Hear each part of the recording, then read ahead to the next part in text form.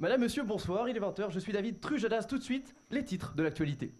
Les gilets jaunes sont dans le rouge, ils ont pris des bleus et en sont verts, nous y reviendrons dans quelques instants avec notre envoyé spécial Hugo Clémoche. Fait divers, dans la petite commune de Meudon-les-Prés, un jeune homme, prénommé Ernesto, traversait la route lorsqu'un camion a surgi en provoquant un choc.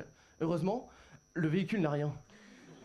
Sans transition, concernant cet incendie qui avait fait 10 morts dans un immeuble en région parisienne le 31 février dernier, la coupable a été arrêtée. Elle s'est justifiée en prétendant que le papier peint de sa voisine était particulièrement dégueulasse et que le brûler était la meilleure option. Affaire à suivre donc.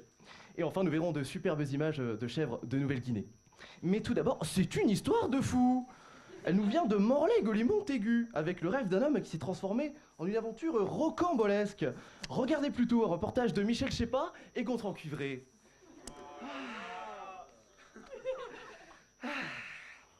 Donc moi, je suis le gérant du Cirrose.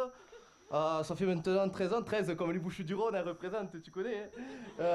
Et du coup, je voulais changer un peu d'air, sortir de la zone de confort. Parce que c'est vrai qu'au d'un moment, tu en as marre des pastis frappés, des pastis sans glace, des pastis allongés comme Dédé après le 6e verre, ben voilà, tu vois. Et donc, en plus, avec ces ivrognes, j'ai dû apprendre à faire PLS, pastis latéral de sécurité, bien sûr. Eh oui, comme ça, quand tu es pas sûr qu'il est couché, le nono, eh oui, tu lui rajoutes un 6e, et là, il est couché, eh oui, eh oui. Alors, j'ai voulu faire le Tour de France, mais pas celui à vélo, tu es fada, tu es emboucané, toi, c'est pas possible. C'est pas un cerveau que tu as, c'est de la bouillabaisse. Enfin bon, bref, j'ai voulu faire le Tour de France des bars. Alors du coup, je suis allé à Lille, j'ai visité le PMU, mais c'était pas un PMU, c'était une assemblée générale. C'est pas possible, on aurait dit qu'il y avait toute la ville, c'était à 10h du matin. À 10h. C'est pas possible, à croire qu'ils ont pas de travail dans le Nord, à croire qu'ils sont tous au chômage.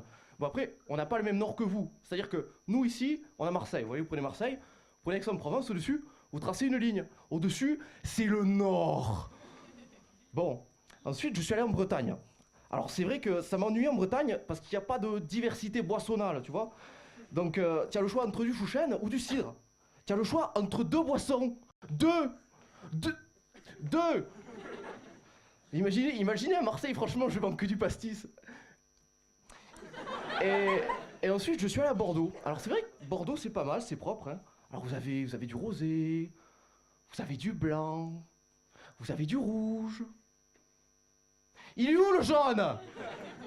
Tu fais un bar, tu n'as pas la meilleure des couleurs, mais comment tu fais? Enfin, du coup, je rentrais déçu du Tour de France.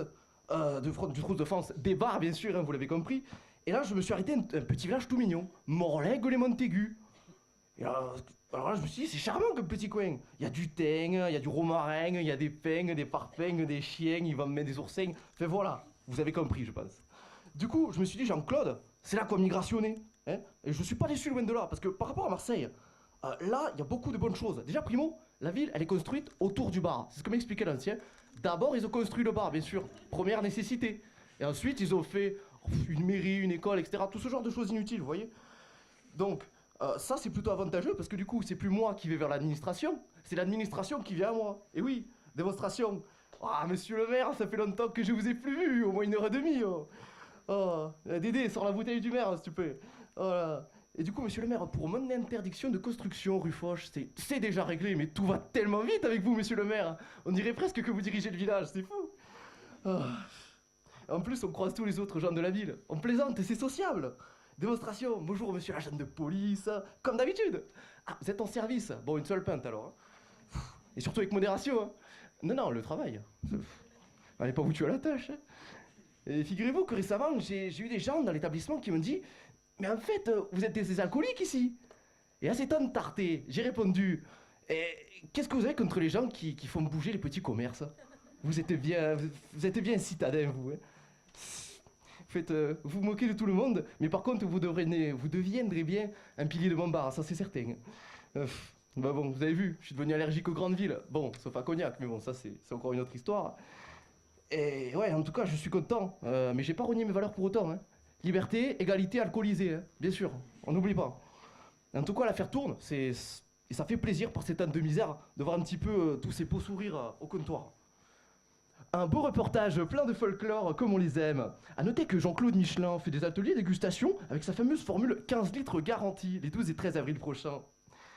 Ah, et on m'informe d'ailleurs que la femme qui avait incendé un immeuble en début d'émission, je vous le rappelle, et qui avait fait 10 morts, vient d'être déclarée innocente par le tribunal, qui a déclaré que le papier peint était en effet vraiment dégueulasse. Et on peut dire qu'elle a un peu joué avec le feu. C'est la fin de cette édition, ma foi, bien courte, mais pas de panique, puisque nous avons quand même le temps de vous montrer ces superbes images de chèvres en Nouvelle-Guinée. Elles sont vraiment belles. Quant à moi, je vous souhaite une excellente soirée, et je vous dis à demain, si vous le voulez bien.